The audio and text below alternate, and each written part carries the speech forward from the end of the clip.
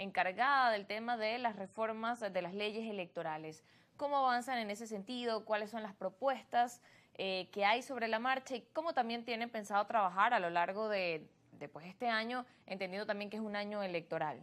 Bueno, se hicieron unas 103 propuestas, para ser exacto, en el transcurso de las jornadas de diálogo que realizamos en toda Venezuela. Visitamos cada capital de estado, se consultó a infinidad de actores de la vida venezolana y se concluyó en una serie de propuestas, la mayoría de las cuales, por cierto, tocan a la Constitución. Tocando la Constitución, entonces tuvimos que derivar hacia el planteamiento de la reforma constitucional.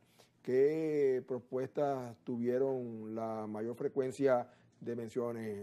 Una, me atrevo a decir que fue la que más mencionada, fue la paridad de género. En Venezuela las mujeres tienen un papel protagónico en todos los aspectos de la vida del país. La mujer es cabeza de familia en la mayoría de los hogares, pero esa desfiguración en el resto de los sectores no se corresponde con lo que debería ser su posición en el quehacer político y especialmente en los órganos deliberantes. Entonces, la propuesta de la paridad de géneros que sea constitucional haría posible que todos los puestos de carácter deliberante, Asamblea Nacional, Consejo Legislativo y Consejo Municipal, la mitad por lo menos, sean ocupadas por mujeres. Se hizo hincapié en la necesidad de hacer modificaciones que permitan una adecuación mejor a la representación proporcional para que las minorías pudieran estar representadas más suficientemente en los órganos deliberantes. Se hizo el planteamiento, lo hizo Acción Democrática, de pasar un régimen bicameral para darle una mayor representatividad a las regiones. Hemos señalado la necesidad de eliminar la reelección indefinida, especialmente en los cargos no solamente de presidente de la República, sino también de gobernador y alcalde, y hemos planteado la urgencia en esa reforma de reducir el periodo presidencial. A esas se suman otras propuestas que surgieron de carácter económico, de carácter social, que seguramente van a ser debatidas en la oportunidad que el Ejecutivo Nacional abra el debate, porque la propuesta la tomó el presidente Nicolás Maduro, de la reforma constitucional. Entonces, las reformas electorales, buena parte de ellas, tocando la Constitución, derivaron en un elemento importante para abordar la reforma constitucional. Ahora, ¿cómo se hará este tema de la reforma constitucional? Entendiendo que, bueno, también parte de esa consulta que se tiene que realizar ciudadana, ¿serán estas propuestas quizás puestas a consulta para los ciudadanos? ¿O cómo evalúa que va a realizarse pues esta dinámica de reforma constitucional? La palabra final la tiene el pueblo venezolano, quien en las urnas determinará qué se hace, qué se modifica y qué no, pero el procedimiento es el siguiente: se ha designado una comisión de altísimo nivel para iniciar el proceso de consulta. Esa comisión seguramente va a ampliar la participación de especialistas nacionales y extranjeros y se va a abrir entonces un proceso de consulta en los estados, entre los distintos sectores. Una vez que se recoja una infinidad de propuestas, entonces tiene que presentarse a la Asamblea Nacional, que en 3 discusiones, de acuerdo a lo que establece la Constitución, debe resolver qué es lo que se va a consultar a la población. El Consejo Nacional Electoral estará encargado de la realización de ese referéndum, donde se someterán preguntas. Por ejemplo, ¿está usted de acuerdo o no con la paridad de género? Entonces, bueno, los venezolanos dirán si están o no de acuerdo con que la mujer tenga una mayor participación en los órganos deliberantes. ¿Está usted de acuerdo o no con el recorte del mandato presidencial? Y entonces otra vez los venezolanos dirán sí o no.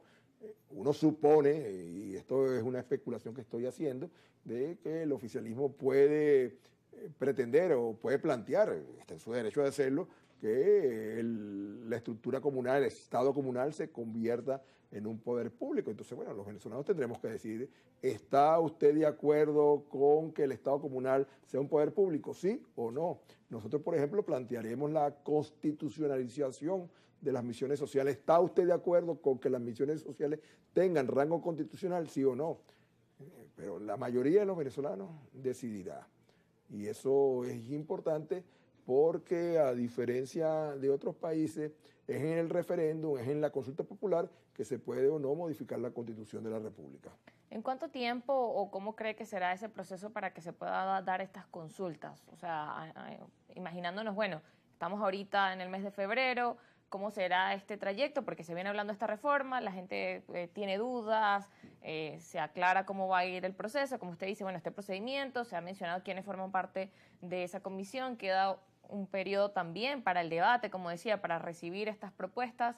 ¿En cuánto tiempo, cómo cree que se va a dar eso y cómo también va a ser ese tema de incluir a todos los sectores para recibir estas propuestas? Lo obvio es que el tema se asuma una vez que se realicen las elecciones parlamentarias, regionales y municipales, porque, vuelvo a señalarlo, hay que convocar un referéndum una vez que se tengan propuestas concretas y la convocatoria del referéndum también tiene que cumplir con una serie de pasos que establece la Constitución. Entonces, salidos de las elecciones del 27 de abril, concluidas las elecciones municipales que pudieran ser perfectamente el segundo, tercer, cuarto domingo de junio o de julio, entraríamos en la reforma constitucional, si bien puede haber algunas discusiones previas. Tiene que abrirse una amplísima consulta y luego ir el resultado de esa consulta a la Asamblea Nacional. Mi apreciación es que si queremos terminar con ese proceso este año, nunca sería antes del segundo semestre del 2025. Siempre las consultas producen muchas propuestas, entonces eso también obliga a macerarlas. Mencionaba que en las Eso últimas... toma tiempo también. Sí. Nosotros fuimos estado por estado, ciudad por ciudad, pero mientras nosotros lo hacíamos había otros diputados que, sin ser miembros de la Comisión de Diálogo, también estaban recabando información. Pero mientras más amplia sea la consulta, es mucho mejor, la participación es importantísima. Pero creo que, de acuerdo a la dinámica de estos procesos, estaríamos hablando del segundo trimestre y más bien del último trimestre del año para que ese proceso adquiera el dinamismo propio de una reforma de la Constitución.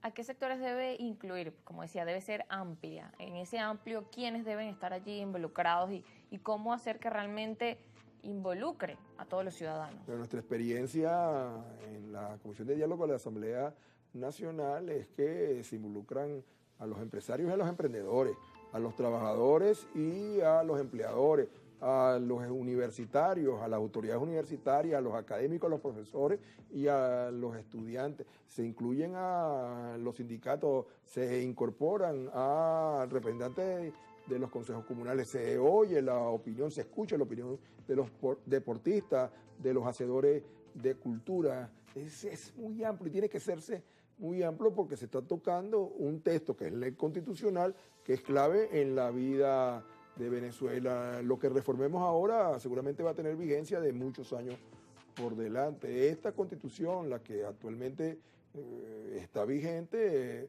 fue aprobada hace ya 26 años. La anterior constitución, la de los 60, duró cerca de 30 años. Y si bien es cierto que hay países donde es por la vía de las enmiendas que se modifican las constituciones y duran mucho más, nuestra experiencia en la historia venezolana es que cada 3, 4 décadas se producen modificaciones importantes. Pero aquí hay que consultar al mayor número de sectores de la vida nacional. Hay que consultar a ustedes, a los comunicadores sociales, pero también hay que consultar a los dueños de medios. Hay una especie de balanza donde si consulto a los trabajadores tengo que consultar a los empleadores o debo hacerlo. Si consulto a los estudiantes debo consultar también a sus profesores. Pero tiene que ser amplia, muy amplia, porque además nuestra experiencia es que se enriquece muchísimo el proceso mientras más amplia es la consulta. Claro, y garantizar que eso sea de esa forma y que incluya a cada uno de los sectores en los diferentes eslabones. Pues cada uno tiene sus propios intereses. Yo estoy seguro que los trabajadores insistirán mucho en el tema de los ingresos.